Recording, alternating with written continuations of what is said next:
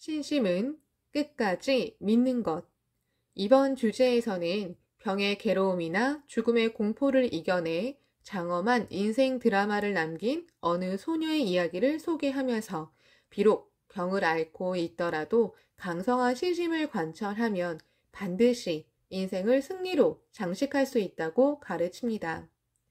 생과 사의 법칙은 전 우주에 통하는 보편적인 법칙입니다. 그러나 그 표출 방식은 어디까지나 개별적이며 사람에 따라 천차만별입니다. 여러 가지가 매우 복잡하게 서로 얽혀 있습니다. 예를 들어 정업이라고 해서 그 사람이 과거세의 한 행위에 따라 수명이나 근본적인 궤도가 결정되는 측면이 있습니다.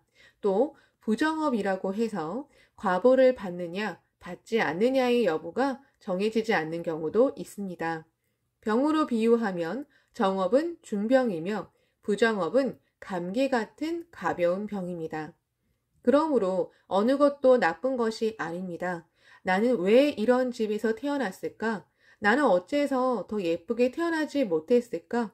하면서 괴로워하는 사람도 있겠지만 전부 과거에 행한 행위가 초래한 결과입니다. 업이란 행위를 말합니다. 마음에 품은 생각, 입으로 한 말, 실제로 한 행동 등이 모두 자기 생명에 각인됩니다. 선한 행위를 하면 행복한 좋은 결과가, 악한 행위를 하면 불행한 나쁜 결과가 언젠가는 나옵니다. 생명에 새겨진 선악의 에너지가 죽어서도 사라지지 않습니다. 다음 생으로 계속 이어집니다. 에너지 보존의 법칙과 흡사할지도 모릅니다. 그러한 수급도 뉴질랜드성의 불법에서는 전부 전환할 수 있습니다. 정업도 전환할 수 있습니다. 아니, 전환하지 않으면 안 됩니다. 어떠한 괴로운 일이 있을지라도 최후의 마지막까지 끝까지 살고 끝까지 싸워 승리해야 합니다. 최후에 승리하는 사람이 인생의 승리자입니다. 도중에 결정되는 것이 아닙니다. 최후에 승리하면 그때까지 있었던 모든 일들이 의미가 있었다고 말할 수 있습니다.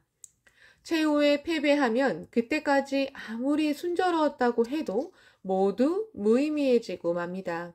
설령 병이 낫지 않더라도 참으로 강성한 신심을 관철하다 죽은 경우라면 그 사람은 승리했다고 할 수 있습니다. 자신은 병으로 괴로워하면서도 최후까지 광포를 위해 기원하고 벗을 위해 기원하고 주의 사람들을 격려하면서 돌아가신 분들도 많이 있습니다. 그렇게 살다가 돌아가신 분들이 얼마나 많은 사람에게 용기를 주었는지 모릅니다. 금방 건강한 몸으로 다시 태어납니다. 어느 소녀는 11살 때 뇌종양에 걸려 14살 때 죽었습니다. 그러나 병원의 어른들에게도 명랑함을 나눠줄 만큼 쾌활하게 행동했습니다. 병으로 얼마나 고통스러웠는지 모릅니다.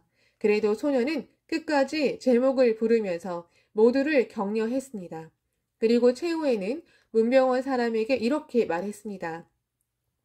저는요, 병 같은 것은 아무래도 좋아요. 내 기원은 벌써 그만두었어요. 저보다 불행한 사람이 있는걸요. 그 사람이 이 신심을 해서 하루라도 빨리 어번전의 훌륭함을 알 수 있도록 열심히 기원하고 있어요. 그리고 가족에게도 생글거리면서 이렇게 말했다고 합니다. 만약 아버지가 이 병에 걸렸다면 어떻겠어요? 큰일이죠. 엄마가 걸려도 큰일이고 동생이 걸린다면 병을 이길 수 없잖아요. 그러니까 제가 걸린 게 다행이에요. 저는 태어나기 전에 이렇게 되겠노라고 약속한 게 분명해요. 그러니까 저를 아는 사람들이 저의 모습을 통해 무엇인가를 느낀다면 그것으로 행복해요. 나도 그 소녀의 투병 소식을 듣고 장미꽃을 보냈습니다. 복강이라고 쓴 부채를 보내고 붓꽃이 무리지어 핀 모습을 찍은 사진도 보냈습니다. 참으로 기뻐했다고 합니다. 소녀가 주위 사람에게 남긴 말은 신심이란 믿고 또 믿고 끝까지 믿는 것이에요 라는 한마디였습니다. 소녀는 그 한마디를 자신의 삶의 모습으로 보여주었습니다. 장례식에는 조문객의 행렬이 길게 이어졌습니다. 14년 반이라는 생애 동안 소녀는 1000명도 넘는 사람에게 묘법의 위대함을 계속 이야기했습니다. 소녀는 승리했습니다. 나는 그렇게 생각합니다. 전부 의미가 있었습니다. 아니, 자신의 투쟁으로 자신의 고뇌에 의미를 부여했습니다. 전생에 약속했다는 말이 있는데 원겸어업, 원을 업에 겸하다 이라고 하여 굳이 원에서 괴로운 모습으로 태어나 그 괴로움과 싸워 승리하는 모습을 보여 사람들에게 불법의 힘을 가르쳐주는 삶이 있습니다. 보살의 삶입니다. 신앙자가 처음부터 모든 것에 부족함이 없다면 사람들은 불법의 위대함을 알지 못합니다. 그러기에 굳이 괴로운 모습으로 태어나 인간 혁명을 하는 것입니다. 연극입니다. 드라마 같은 것입니다. 병마를 날려보내고 이번 주제에서는 병마에 지지 않고 상쾌하게 이겨낸 부인부 벗의 모습을 통해 어떤 일이 있어도 희망을 잃지 않고 겨울을 봄으로 바꾸는 강성한 신심을 관철하는 일이 중요하다고 가르칩니다. 어느 날 부인부 회합이 끝난 후였다. 내가 잘 알고 있는 부인부원이 입원했다는 보고를 받았다. 학생 시절부터 줄곧 보아왔으나 양친도 잘 알고 있었다. 턱 밑에 혹이 생겨 신경이 쓰여 진찰했더니 병명은 아직 모르겠지만 아무래도 가벼운 병은 아닌 듯하다고 했다. 평소에 아주 건강하고 활달하게 활동해온 그녀였다. 설마 하고 생각했다. 본인 자신도 얼마나 불안했을까. 그렇게 생각한 나는 곧바로 노래를 읊어 전원을 보내주었다. 당당하게 살아나가라. 이겨나가라. 병마도 날려보내고 장수의 왕녀로. 그 다음날 다시 색지에다 적어 보내드렸다. 이윽고 입원한다는 전날에도 거듭 전원을 보냈다. 걱정할 것은 없습니다. 의연하게 해 나가세요. 나도 아내도 기원하고 있습니다. 안심하고 어떤 이야기를 들어도 병에 대해 겁을 내면 안 됩니다. 지면 안 됩니다. 걱정할 것은 없어요. 건강하게. 그리고 다음날 입원 일도 또 그 다음날도 나는 전원을 보냈다. 연일 검사가 계속되고 있을 것이니 조금이라도 격려해주고 싶었다. 아무튼 명랑하게 해 나가세요. 3세의 생명관에 선다면 생도 부처, 사도 부처가 아닙니까?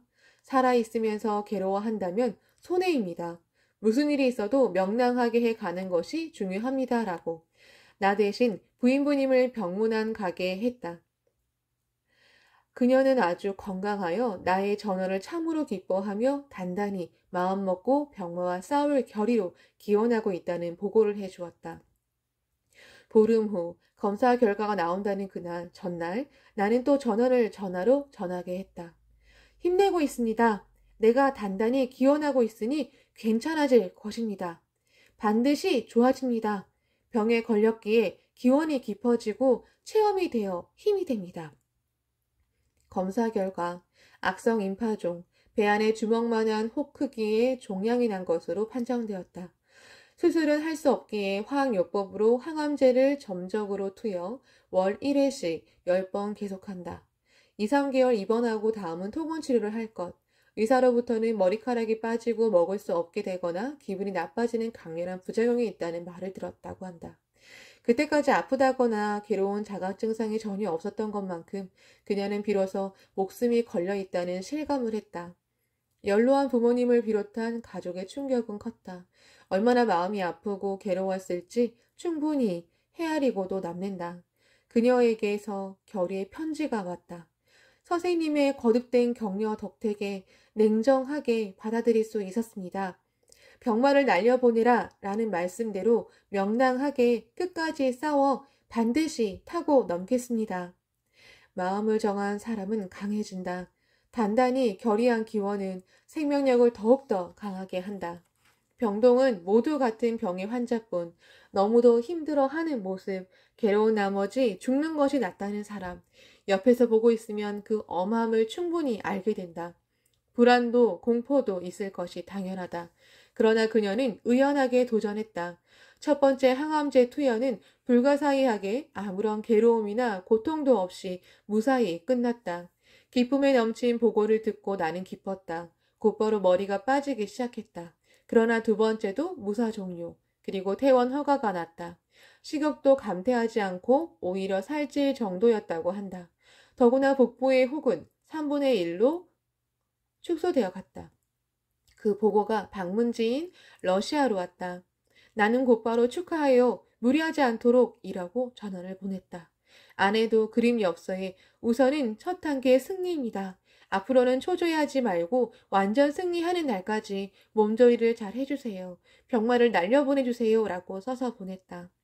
어떻게든 이대로 완쾌하기를 바라는 기원을 하면서 그 후 병원을 다니면서 매달 항암제 투여도 순조롭게 진행되어 무사히 끝낼 수 있었다.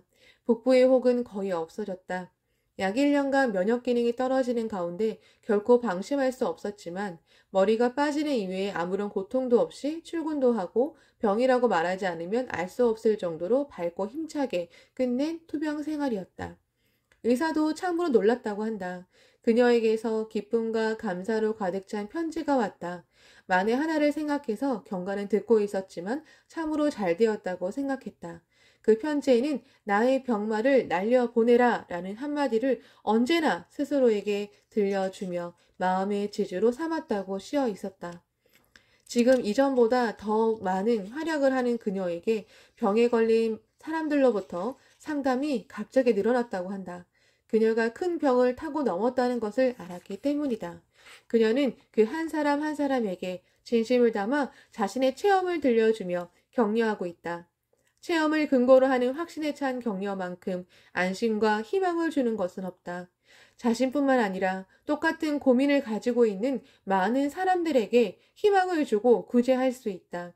그것이 병을 극복한 또 하나의 의미일 것이다. 인생에는 온갖 일이 일어난다. 항상 변화이다. 결국 중요한 것은 무슨 일이 있어도 지지 않는 것, 싸우는 것, 희망을 잃지 않는 것이다. 인생도 더 이상은 무리다 하며 자포자기하는 자신, 이제 이 정도면 되겠지? 라고 타협할 것 같은 자신과의 싸움이다. 무슨 일이 있어도 포기하지 않겠다. 무슨 일이 있어도 지지 않겠다며 자기와의 투쟁에서 승리하는 것이다. 노고하는 것을 피하면 안 된다. 결단코 괴로움에 승리하지 않으면 안 된다. 자신의 보배는 스스로 만들 수밖에 없다. 스스로에게 좋았다, 승리했다고 말할 수 있는 인생의 가치를 만드는 것. 그 사람이 영광의 사람, 인격의 사람이다. 감사합니다.